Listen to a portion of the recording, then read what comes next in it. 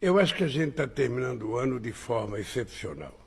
Ou seja, não poderia existir nenhum cientista político, nenhum analista político que pudesse imaginar que a gente fosse chegar no final do ano na situação promissora que nós estamos chegando.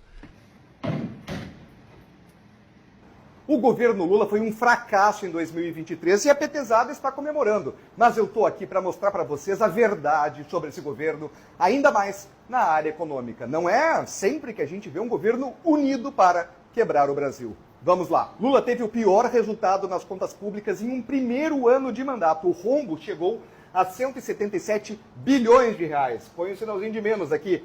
É déficit. E não foi sem querer. Esse valor estava desde o início no planejamento de Lula, ainda na época da transição, com a PEC que nós denunciamos aqui.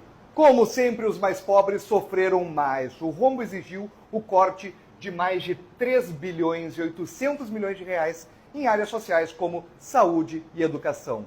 Houve cortes no auxílio gás, na farmácia popular, nas verbas para hospitais, na bolsa para novos professores, na alfabetização infantil, no transporte escolar, entre outros.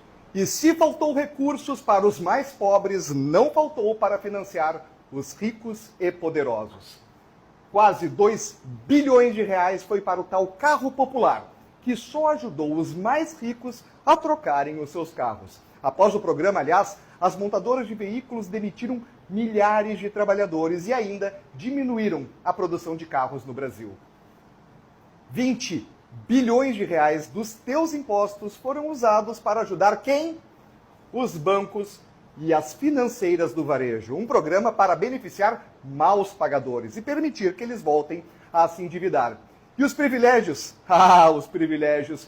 Ninguém ficou de fora. Foram 15 bilhões de reais com gastos no cartão corporativo. Hospedagens em hotéis de luxo, aluguéis de veículos, compra de imóveis e lençóis de luxo para usar no palácio. 114 mil reais apenas em tapetes. E se sobrou dinheiro para políticas perdulárias, também não faltou grana para os aliados no Congresso. Ao todo, foram 39 bilhões de reais em emendas para facilitar a aprovação de pacotes de maldade. O recorde foi 10 bilhões em apenas 2 dias, incluindo aqui as chamadas emendas PIX do famoso orçamento secreto. E os aliados de Lula receberam ainda mais. A maioria das emendas foram liberadas para redutos eleitorais como o Norte e o Nordeste, incluindo ministros que usaram dinheiro público para asfaltar a sua própria fazenda e construir um aeroporto particular. Esse dinheiro todo não foi usado em vão. Foi aprovado no Congresso o fim do teto de gastos, que permitiu flexibilizar ainda mais o rombo nas contas públicas do ano que vem. Serão necessários 200 bilhões de reais a mais em impostos para o orçamento parar em pé. Foi aprovada também a reforma tributária, que autoriza o aumento da carga de impostos atual para permitir que prefeitos aumentem o IPTU por decreto, além de manter privilégios no norte e no nordeste do país. Um verdadeiro ataque à classe média em todo o Brasil. Foram aprovados ainda aumentos sucessivos de impostos, como o das apostas online, a taxação de offshores, entre outros, para tapar o rombo nas contas públicas que o próprio governo Lula criou.